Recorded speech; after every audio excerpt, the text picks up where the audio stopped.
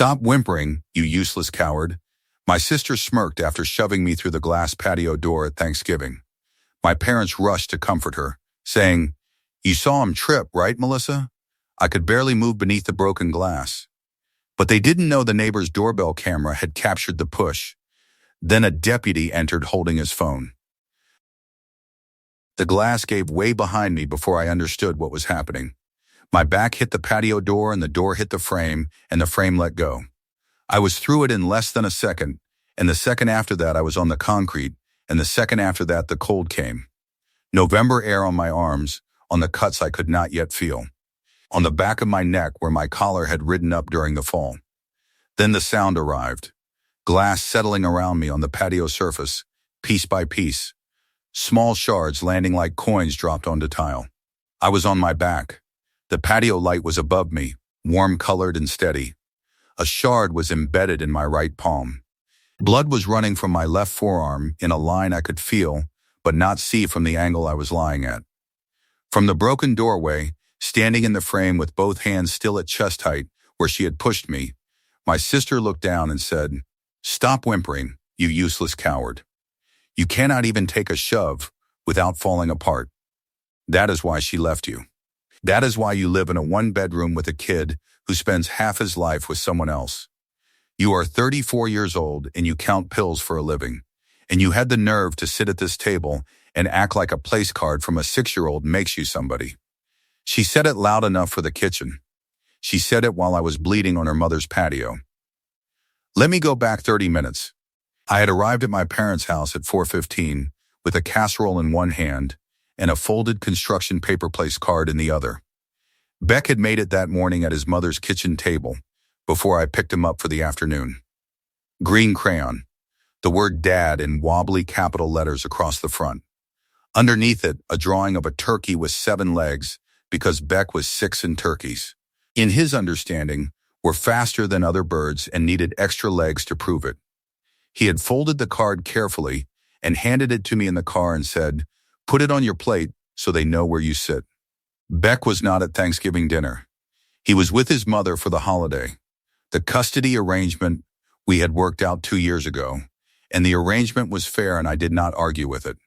But the place card had been his way of being present even when he was not there, and I had placed it on my plate before anyone else sat down. I smoothed it open with my thumb. The turkey's 7 legs fanned out in green crayon.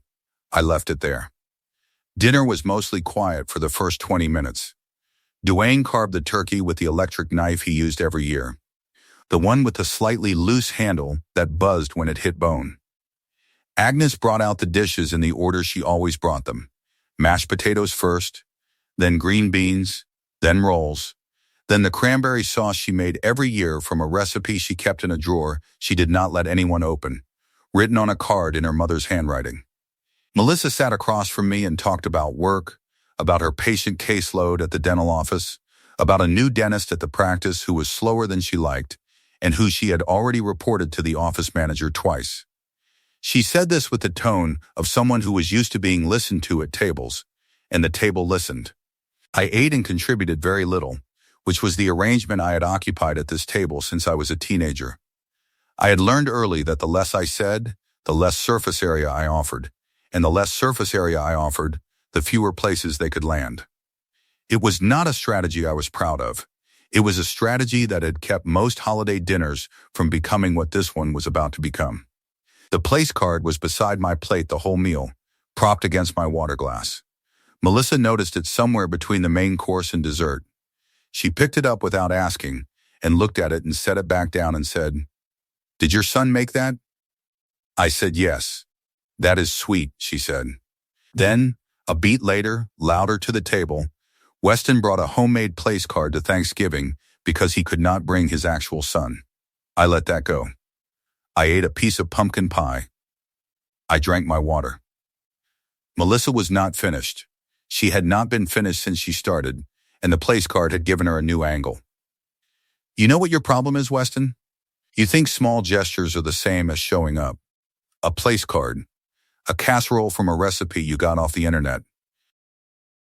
You live in a one-bedroom apartment and you earn less than I spend on rent, and you come here every year with something homemade and a look on your face like you won a medal for surviving. I set my fork down. I looked at her and I said, "At least I have someone who made me a place card this morning." The table was quiet for 1 second. Melissa's expression changed in a way I had seen before. The way it changed when something she had been controlling stopped being controlled. The shift from performance to impulse. She stood up. She crossed the distance between us in 2 steps. She put both hands on my chest, directly over my sternum, and she pushed. I went backwards through the patio door. And now I was on the concrete, with the glass around me and my arm bleeding, and the place card somewhere in the wreckage, and my sister standing in the broken frame telling me I was useless while my parents moved toward her, not me. And my mother said, "To the room, and to Melissa specifically, you saw him trip, right?" He was backing up, and he tripped. Duane stood behind Agnes. He looked at the patio. He looked at the glass. He looked at my arm, which was bleeding from a cut that ran from my inner elbow to my wrist. He did not move toward me. He did not ask if I was hurt. He stood behind his wife, and he held Melissa's coat, and he said nothing. I almost stayed on the ground. The glass was warm from my blood, and the cold air was easier to breathe than the air inside that house. And for a moment I considered that staying down was simpler than getting up. The place card was against my hip. I had slipped it into my back pocket before dinner out of the habit I had of keeping Beck's things close, and I could feel the folded edge through my jeans. The 7-legged turkey. Green crayon. I pushed myself up with my right hand because my left was bleeding too much to use. And I stood on the patio, and I did not fall back down. Then headlights pulled into the driveway. A county sheriff's vehicle. The door opened. Deputy Sawyer walked up the front path, and someone, Agnes or Duane, opened the front door for him, and he stepped into the living room and looked at the broken patio door and the glass and the blood on the concrete, and then he looked at Agnes and said, "Ma'am, your neighbor 3 houses down has a doorbell camera with a wide-angle view of this patio. She called us 18 minutes ago. I have watched the footage twice." He held up his phone. The screen was facing Agnes. The footage played. The push, the glass breaking, Melissa's hands flat against my chest, the 2-handed shove, my body going backwards through the frame, the patio light catching the glass as it fell in pieces around me on the concrete. The audio came through the phone's speaker, the crack of the frame giving way, the sound of glass hitting concrete, and then, tinny but clear, Melissa's voice saying, "Stop whimpering." Agnes's mouth opened. It closed. It opened again, and she looked at Duane with the expression of someone who has been caught in a version of events that can no longer be maintained. Duane looked at the floor. His jaw tightened once, and then released, and he did not look up again for the rest of the deputy's visit. Melissa was on the couch with her coat draped across her lap and her hands in the coat pockets. Her fingers were moving inside the pockets in a way that suggested she was clenching and unclenching them, and her face had gone from controlled to something I did not have a word for. Something between fear and the recognition that fear was now the appropriate thing to feel. Deputy Sawyer told everyone to remain where they were. He called for an ambulance. He crossed the living room to where I was standing in the broken doorframe, with glass on both sides and blood on my forearms soaking through the sleeve of the shirt I had put on that morning, because it was the only collared shirt I owned that still fit. He asked me to move my fingers on both hands. I did. He asked me to rate my pain on a scale. I said 6. He wrote the incident number on a card and handed it to me with a pen he produced from his front pocket and said, "The footage has been logged. This is documented. You will need this number for any follow-up with the county prosecutor's office." The ambulance arrived 11 minutes later. The paramedics cleaned the cuts, stabilized my arm with a temporary wrap, and loaded me into the back. In the ambulance, while one of them was setting up an IV line I did not need, the other asked me what had happened. I told him. He looked at my arm, at the glass still embedded in my palm, and then at the place card, which I had taken from my back pocket and was holding in my right hand against the stretcher rail because my left was under gauze, and I did not want to set it down on any surface I could not see. The blood on the corner of it had smeared slightly from being in my pocket during the fall. He looked at the green crayon and the seven-legged turkey and the word Dad in a 6-year-old's handwriting, and he said nothing. He went back to his work. If you have ever been the person on the ground while the people who should have helped you were standing above you choosing someone else, you know this story. You know it all the way through. If you are new, welcome to Family Secret Tales. Stay, there is more. The emergency room was bright and cold and functioned the way emergency rooms function, which is to say it processed me with efficiency and without sentiment. A nurse removed 2 pieces of glass from my right palm with tweezers while I looked at the fluorescent light above the bed and did not watch her hands. A doctor put 14 stitches into the cut on my left forearm, which ran 7 inches from the inner elbow to the wrist and required a local anesthetic I could feel wearing off before they finished. An X-ray confirmed no fractures. The total for the ER visit would be $4,800. The ambulance was $340. I did not have insurance that would cover more than 60% of either number. I was a pharmacy technician making $36,000 a year, and the math of what had just happened to my body was already becoming a different kind of injury. The place card was in my right hand the entire time. The blood spot on the corner had dried by now, a dark brown mark across the green crayon. The nurse who was cleaning my palm looked at it and looked at the handwriting and looked at me and said nothing, which was the kindest thing anyone had done for me in 8 hours. When I was discharged, June was waiting in the parking lot. She had followed the ambulance in her own car and parked 3 rows from the emergency entrance. I got into the passenger seat with my arm in a sling and the place card in my jacket pocket, and we sat in her car in the parking lot for a moment without driving anywhere. I called the sheriff before the ambulance, she said. I was in my kitchen, and I heard the crash through the wall. I opened the camera app on my phone and I watched the replay. I saw the push. I saw you go through the door. I saw your mother walk past you to hand your sister a glass of water. She paused. I was not going to let them tell you it did not happen. June drove me to my parents' house to collect my coat. I went through the side door because the patio door was covered with a tarp. The hallway was dark, and the house smelled like cold turkey and something burnt. And from the kitchen, I heard my mother's voice on the phone. She was talking to Melissa. Just say he was backing up and lost his balance. The deputy already left. If anyone asks, you say he was walking backwards toward the door and he stumbled. Just stay calm, Melissa. Just keep it simple. I stood in the hallway for 8 seconds. I could hear Agnes's breathing between sentences. I could hear Melissa on the other end, not speaking, which meant she was listening, which meant she was being coached. My mother was constructing a version of events on the phone the way she had constructed the first version in the living room, and the language was practiced, not panicked. She had done this before. I did not know that yet. I would learn it in 5 days. I collected my coat from the hook by the front door and left through the side entrance without speaking to Agnes and without letting her know what I had heard. I should tell you why I was still going to that house. The answer is Beck. Beck loved his grandparents' table. He loved the turkey and the rolls and the cranberry sauce and the way Agnes let him help set the napkins. He loved Duane's stories about the hardware store where he used to work, and he loved sitting in the big chair at the head of the table when no one else was using it. I absorbed what I absorbed at that table so that Beck could have a family dinner in a house with more than 1 bedroom and a yard with a tree. I know now that the cost of that absorption was not evenly distributed. I paid in silence, and my son paid in not knowing what the silence was covering.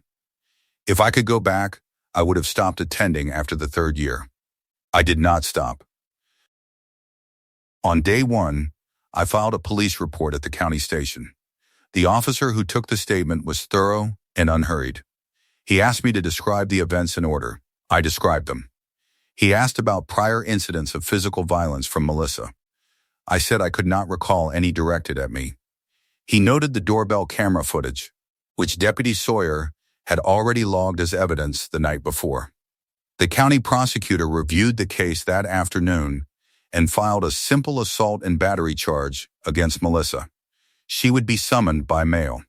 The charge carried a potential penalty of up to 1 year in county jail and a fine, though the prosecutor told me by phone that first offense cases of this nature typically resulted in probation, community service, and a mandatory anger management program. The charge, however, was a criminal charge, and it would appear on Melissa's record, and it would trigger automatic notifications to any professional licensing board she was registered with. On day 3, I had my first physical therapy appointment at a clinic 4 miles from my apartment. $180 for 45 minutes. The therapist worked on range of motion in my left forearm, and the stitches pulled when I extended past 90 degrees. And the pulling felt like the stitches were trying to remind me of something I had already decided not to forget. She said 6 sessions minimum, possibly 8, depending on how the scar tissue formed along the cut line. I sat in my car afterward and opened my bank app. $2,100 in checking. The ER bill had not arrived yet, but I knew the number. $4,800. The ambulance was $340. The PT sessions would be 6 times $180, which was $1,080. Supplies, follow-up, and the prescription for the anti-inflammatory I was taking twice daily added another $2,180. The total medical cost of being pushed through a glass door by my sister at Thanksgiving dinner was approximately $8,400. My annual salary as a pharmacy technician was $36,000 before taxes. The push would cost me 23% of my gross income. I sat in the car with that percentage for a while. Then I drove to meet the attorney. His name was Ross. He worked from an office above a dry cleaner, and the stairwell smelled like chemical solvents, and the waiting room had 2 chairs and a magazine from 9 months ago. He did not charge for the first consultation. I showed him the footage on my phone. I showed him the medical records from the ER discharge. He watched the footage once, paused it on the frame where Melissa's hands were on my chest, and said, "This is clean evidence. 2-handed push, victim through a glass surface, documented injuries. The criminal charge is already filed. What we add is the civil demand." He drafted the letter that afternoon, $14,000 total, $8,400 in documented medical expenses, $2,200 for the patio door replacement, which was the homeowner's responsibility, but which my attorney argued should be borne by the person whose criminal act caused the damage, $3,400 in associated costs, including lost wages from the 3 shifts I had missed and the ongoing PT copays. The math was clean. The claim was documented. The demand was not about revenge. It was about the fact that I could not absorb the financial cost of someone else's violence on a pharmacy technician's salary and continue to pay rent and buy groceries and keep the lights on in a 1-bedroom apartment where a 6-year-old drew turkeys at the kitchen table. Agnes called me on day 2. Her voice cracked on the second sentence, the same way it cracked when she wanted something and knew the usual approach was insufficient. She said, "Families do not do this to each other. Weston, Melissa is your sister. You do not send your sister to court." I almost dropped the charges.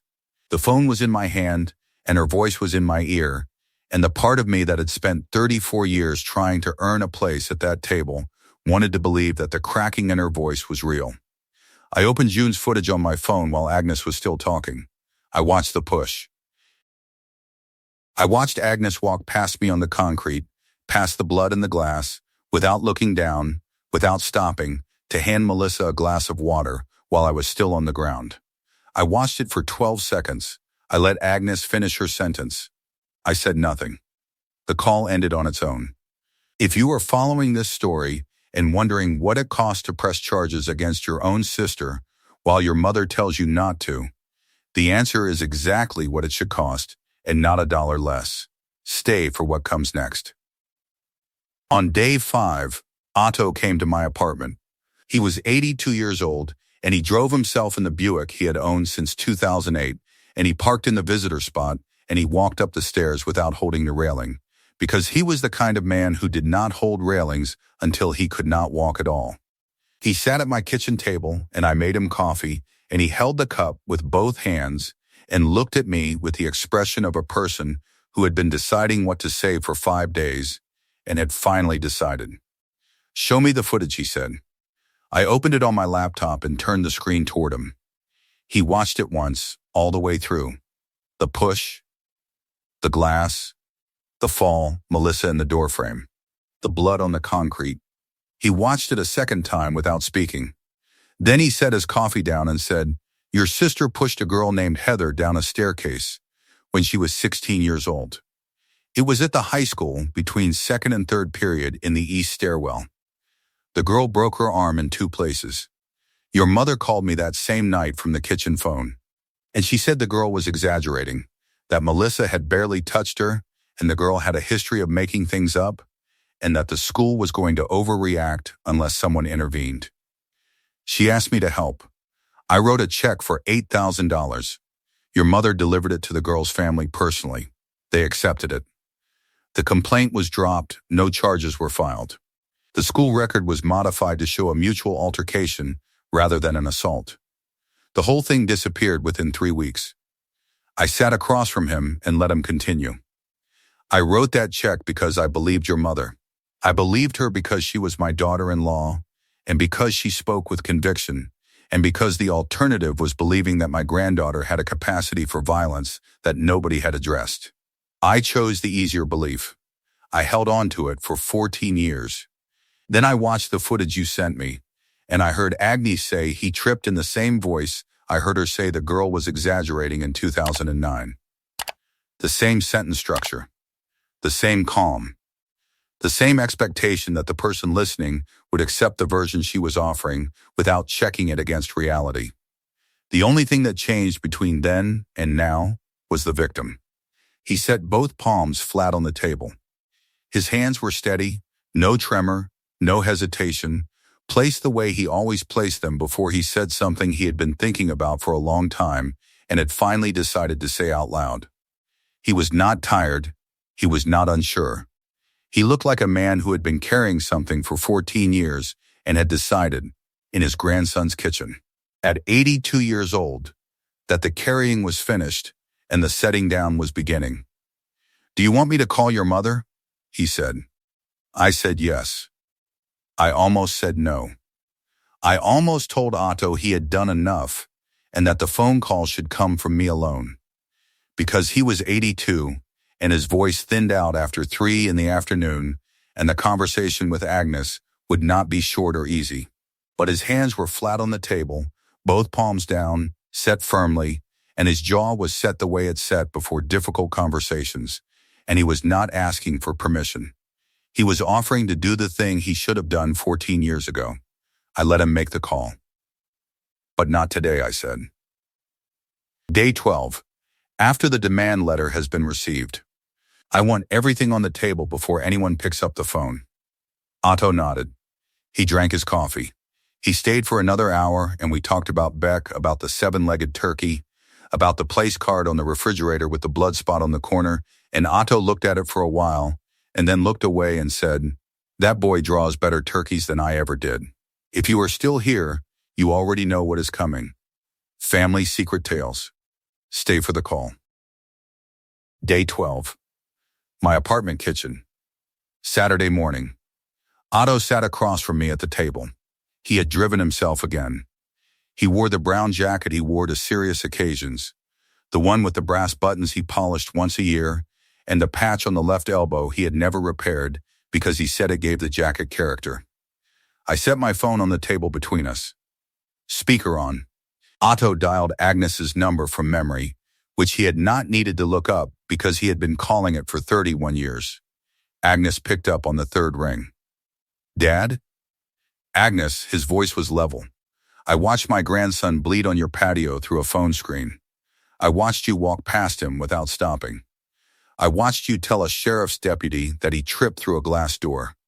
And I know what that sounds like, because I heard you say the same kind of thing 14 years ago when you called me about Heather. I wrote you a check for $8,000 to make that disappear. I believed you. I do not believe you anymore. I am not writing another check, and I am telling Weston everything I should have told him 14 years ago." The line was quiet for 3 seconds. Then Agnes, "Dad, that was different. Melissa was 16. She was a child. She was 16 when she pushed Heather. She is 30 now. She pushed her brother through a glass door and called him a coward while he bled on the concrete. The only thing that has changed in 14 years is that she is stronger, and the glass is thicker, and the lies you used to cover for her are the same lies they were in 2009. I am not writing another check, and I am not believing another story. Do not call me for Christmas. I will be at Weston's apartment. The line was quiet for 2 seconds. Agnes said, "Dad, please." And her voice had the quality of someone who has run out of constructed sentences and is operating on instinct, and the instinct was to appeal to a man who had always been persuadable. Except that this time the man was sitting across from me and had already decided. Then I spoke. "You watched me go through a door and bleed on the patio. You did not call an ambulance.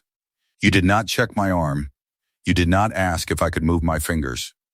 You walked past me, past the blood, past the glass, and you handed Melissa a glass of water while I was still on the ground.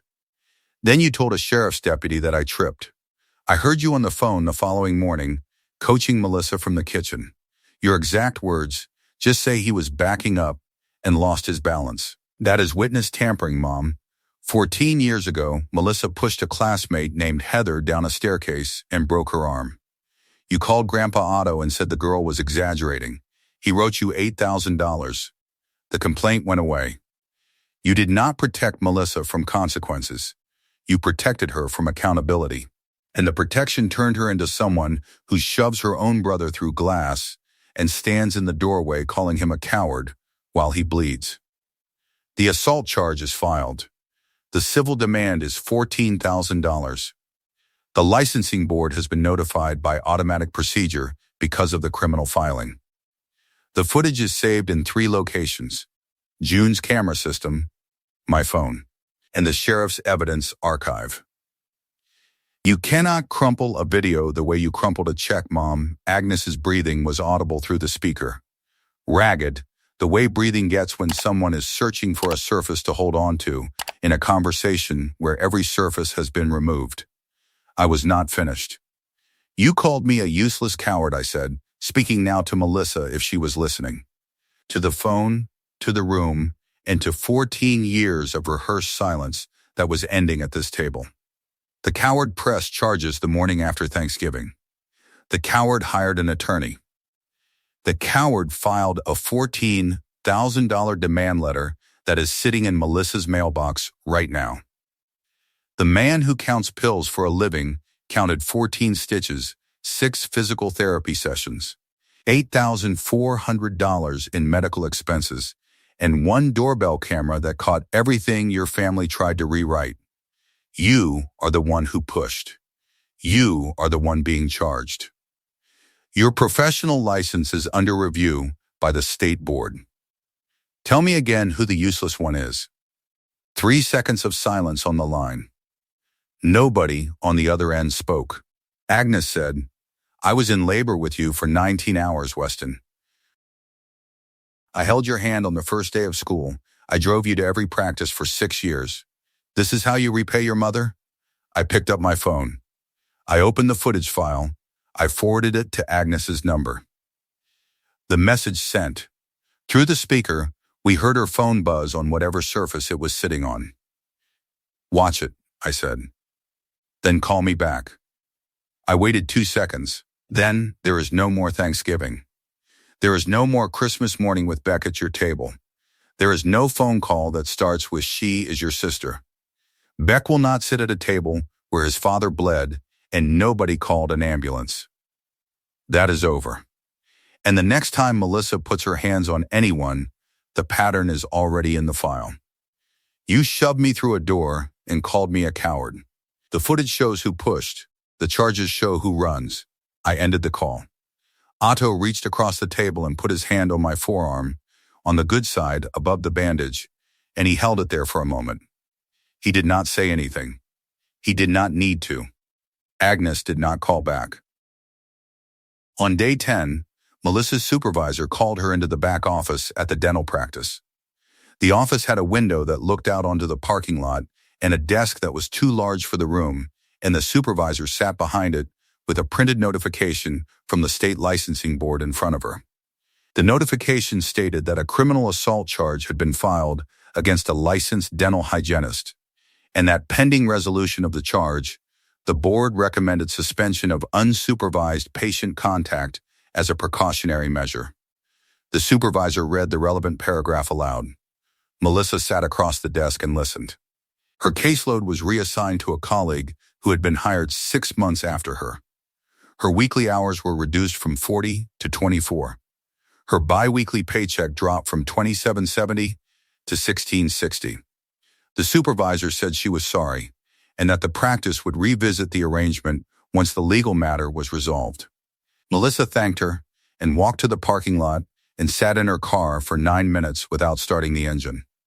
Her hands were on the steering wheel at 10 and 2, and they did not move.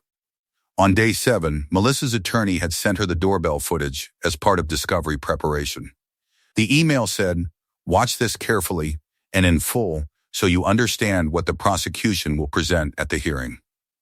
She opened the file on her laptop in her apartment that evening with the lights on in the kitchen and the sound turned low. She saw the patio from the camera's angle, a wide shot from June's doorbell, the Thanksgiving lights still strung along the railing. She saw herself standing in the doorframe. She saw her own hands move forward to my chest. She saw the push and the glass fracturing outward and my body going backwards through the frame and hitting the concrete. She saw herself step forward and lean down and look at me on the ground. She watched her own mouth move. She paused the video on one frame. In the frame, her face was visible in the warm light from the patio fixture.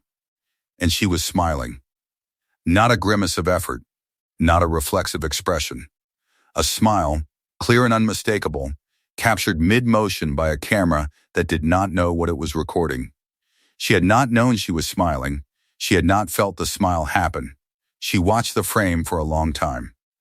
Then she closed the laptop.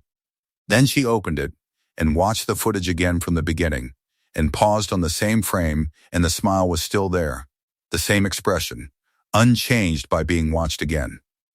She closed the laptop and sat in the dark kitchen and did not open it again that evening. The civil demand letter had arrived at Melissa's apartment by certified mail on the same day. $14,000. She set it on the kitchen counter beside her attorney's retainer invoice, which was $3,200. Her checking account held under $3,000. She did not call my attorney's office. She did not call me. She called Agnes. Agnes picked up on the first ring and said, "We will figure this out." But she did not say how, and neither of them asked the question they were both thinking, which was whether Otto would write another check. He would not. He was spending Christmas at my apartment. Duane had not called me once since Thanksgiving. Not when the charge was filed. Not when Otto visited. Not during the phone call. His silence had been the atmosphere I grew up breathing in that house, and his silence now was the same silence transferred to a phone he did not pick up. And I had stopped expecting it to change. It is a Saturday morning, day 21, mid-December. The light comes through my kitchen window at the low December angle that makes the counter glow warm and leaves the back wall in shadow. Beck is at the kitchen table with a sheet of construction paper and his 8-count crayon set drawing a new turkey. This one has 8 legs. He told me, seriously, that turkeys need 8 legs now because they are even faster than he originally thought and because the extra legs help them turn corners. I told him that sounded exactly right. He said I know and went back to drawing. On the refrigerator, held in place by a magnet shaped like a school bus that Beck brought home from his first week of kindergarten, there is a folded construction paper place card, the word Dad in green crayon across the front, a turkey with 7 legs underneath it, each leg drawn at a slightly different angle because Beck was concentrating on making sure every leg was its own leg and not a copy of the one before it. On the bottom right corner, where the paper was in my back pocket when I went through the glass, and where the blood soaked through before it dried, there is a spot the color of dark rust. The green crayon is stained brown where it overlaps with the spot. The blood does not wash off construction paper. I have not tried. My arm has healed. The scar is a thin white line from my inner elbow to my wrist, visible when I roll up my sleeves to wash dishes or hold Beck's hand at the crosswalk. Invisible when I wear long sleeves, which I do at work, because the pharmacy is air-conditioned, and the scar is not something I need to explain to the customers who bring their prescriptions to the counter and trust me to count their pills correctly. Beck traces the scar sometimes with his index finger gently, the way he follows lines in his coloring books, staying inside the border, pressing lightly, paying attention. He looked up from his drawing this morning and said, "Does it still hurt?" I said, "Not anymore." It is not entirely true, but it is true enough for a 6-year-old on a Saturday morning in December. And the coffee is hot, and the turkey has 8 legs, and the place card is on the fridge, and Beck is here, and the people who should have called an ambulance did not, and the people who tried to lie about it could not, and the man who counts pills for a living counted everything that mattered and did not lose track of a single number. If this story found you, if you know what it is to be the one on the ground while the people above you chose someone else, you are who Family Secret Tales was built for. Subscribe, the next story is already here.